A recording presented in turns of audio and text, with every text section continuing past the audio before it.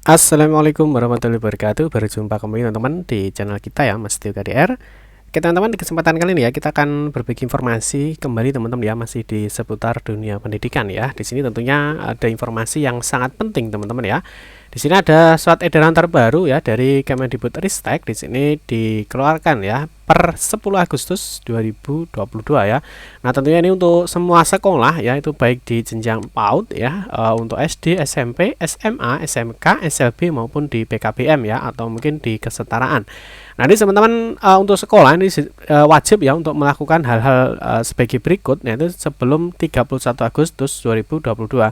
Ini tentunya sangat berdampak sekali dengan sekolah teman-teman ya. Tentunya Bapak Ibu guru sudah paham ya, apalagi untuk bendahara sekolah maupun di operator sekolah. Nah, sebelum membahas lebih lanjut teman-teman terkait dengan ada surat edaran terbaru apa ya dari Kemendikbudristek, kita ingatkan dulu ya, mungkin bagi kalian yang baru bergabung di channel ini atau mungkin baru melihat channel ini, jangan lupa ya klik tombol like dan subscribe. Silahkan bunyikan lonceng notifikasinya biar Anda selalu mendapatkan informasi-informasi terbaru dari kita.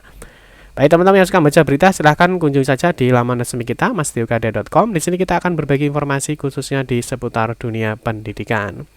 Oke teman-teman, kita akan kembali ke sini ya. Jadi ada surat edaran terbaru dari Kemendikbudristek, tentunya ini untuk semua sekolah di semua jenjang ya. Oke, kita lihat teman-teman, di sini ada edaran terbaru ya, tentunya dari Direktorat Jenderal Pendidikan Anak Usia Dini ya, Pendidikan Dasar dan juga Pendidikan Menengah, Kementerian Pendidikan, Kebudayaan, Riset dan Teknologi. Dan surat edaran ini teman-teman baru dikeluarkan di sini ya, Jakarta 10 Agustus 2022 ya, ditandatangani oleh Pelektor PLT Direktur Jenderal Bapak Dr. Iwan Sahrir ya. Nah, di sini kita akan cek dulu teman-teman ya. Di sini yang pertama ini terkait dengan apa ya? Di sini ada surat edaran ya nomor 7947 ya. Sekian dengan informasi ya, atau dengan tentang persiapan penetapan ya. Jadi ada persiapan penetapan dan alokasi penerima dana BOS ya. Tentunya Bapak Ibu guru ya tentunya sudah sangat paham apa itu dana BOS, apa itu dana BOP ya. Nah, tentunya di sini berbeda ya. Kalau BOS tentunya di sini ada untuk SD, SMP, SMA ya, SMK ya. Di sini tentunya ada di dana BOS. Di sini ada juga dengan BOP ya, atau bantuan operasional pendidikan ya. Di sini tentunya untuk jenjang PAUD, dan juga ada dana BOP ya, bantuan operasional pendidikan. Di sini untuk kesetaraan ya, mungkin yang lebih kita kenal dengan kejar paket ataupun PKBM ya. Nah, tentunya Bapak Ibu guru sudah tidak asing lagi ya terkait dengan itu. Tentunya yang pertama di sini ada BOS ya. Di laman BOS, di sini ada bos.kemdikbud.go.id. Tentunya Bapak Ibu bendahara ataupun operator sekolah, mereka sudah paham dengan apa yang disebut dengan bantuan operasional sekolah maupun bantuan operasional pendidikan.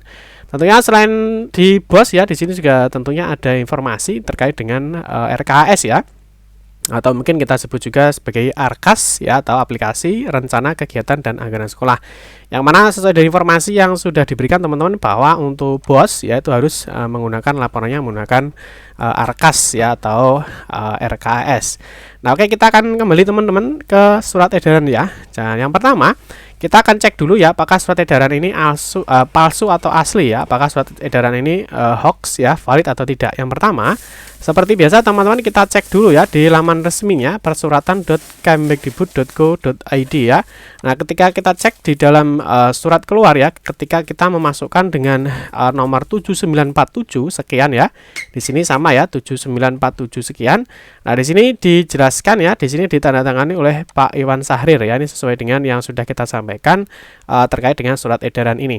Nah, yang kedua teman-teman, di sini perihalnya ya, atau peruntukannya di sini jelas persiapan penetapan dan alokasi penerima dana BOS, dana BOP PAUD, dan dana BOP kesetaraan tahun anggaran 2023 ya. Jadi sesuai dengan sesuai dengan tentang di surat edaran ini. Jadi dipastikan bahwa surat edaran ini adalah resmi.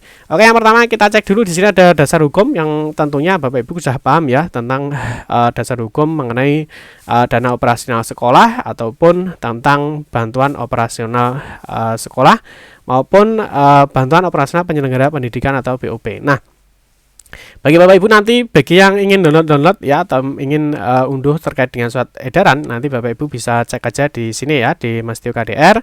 Nanti Bapak Ibu bisa masuk di bagian sini ya. Di sini kita ada namanya menu BOS atau RKS ya. Di sini ada BOS atau RKS. Di sini tentunya membahas ya semua informasi-informasi terkait dengan BOS maupun BOP.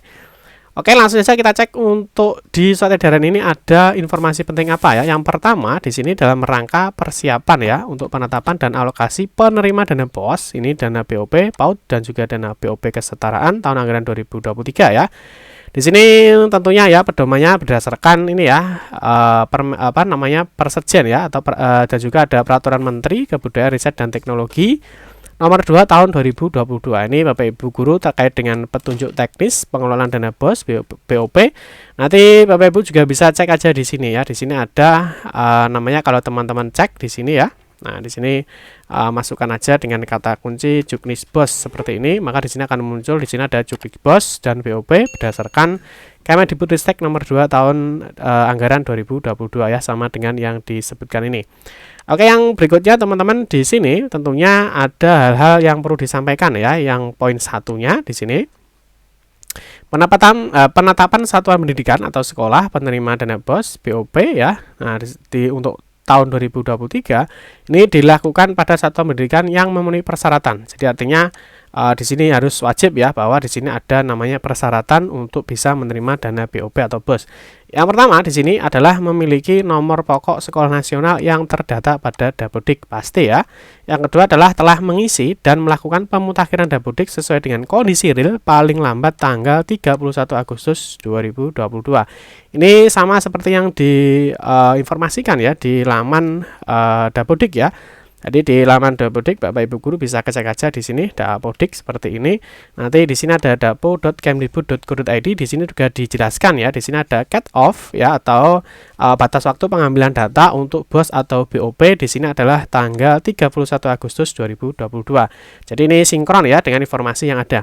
Terus yang berikutnya yang poin C adalah memiliki izin untuk menyelenggarakan pendidikan bagi satuan pendidikan yang diselenggarakan oleh masyarakat yang terdata pada Dapodik. Ini artinya izin operasional sekolah ya, ini hanya dimiliki untuk sekolah swasta ya. Tentunya bagi Bapak Ibu guru yang di sekolah swasta tentunya harus mengupdate untuk surat izin operasional sekolahnya. Nah, yang berikutnya teman-teman di sini ada memiliki rekening satuan pendidikan atas nama satuan pendidikan ya, ini jelas. Nah, terkait dengan aturan pembuatan rekening satuan pendidikan di sini juga dijelaskan ya di dalam Persetjen Kemendikbudristek nomor 19 ya tahun 2021. Di sini terkait dengan pengelolaan rekening satuan pendidikan dalam penyaluran dana operasional sekolah ataupun BOP ya.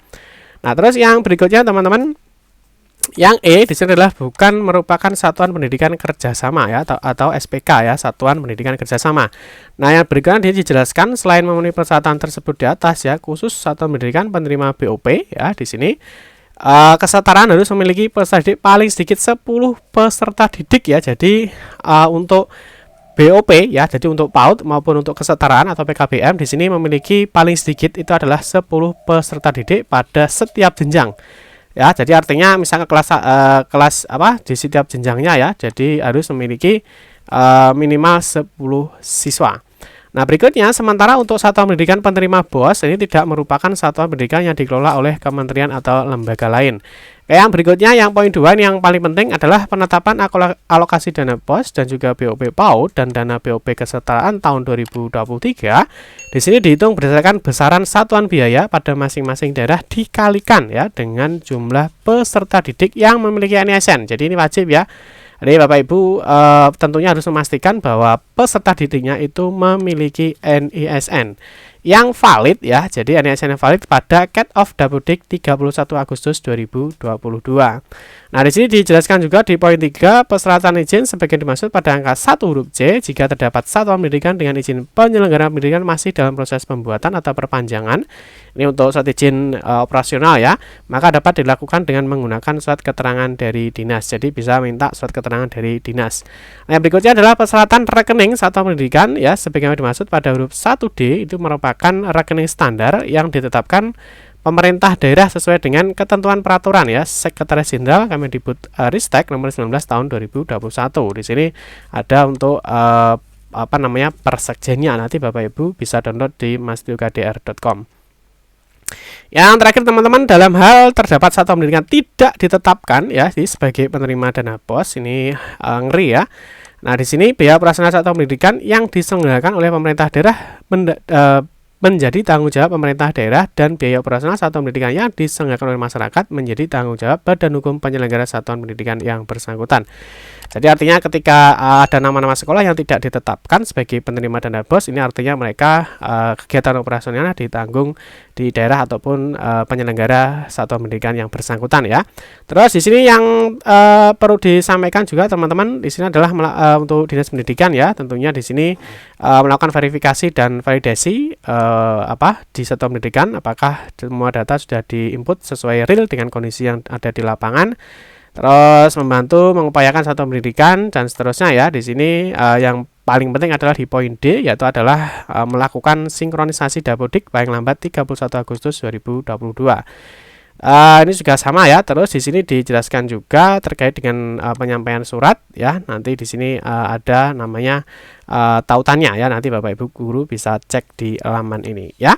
Nomor poin 3, poin 4 ya, ini nanti bisa di cross check ya, tentunya semua kegiatan ya, semua kegiatan untuk mendapatkan BOP ataupun BOS tentunya ada persyaratan, dan juga jangan lupa terakhir sekali lagi ya, bahwa untuk batas cut off ya untuk sinkronisasi aplikasi Dapodik untuk penarikan data ya BOS maupun BOP adalah tanggal 31 Agustus 2022.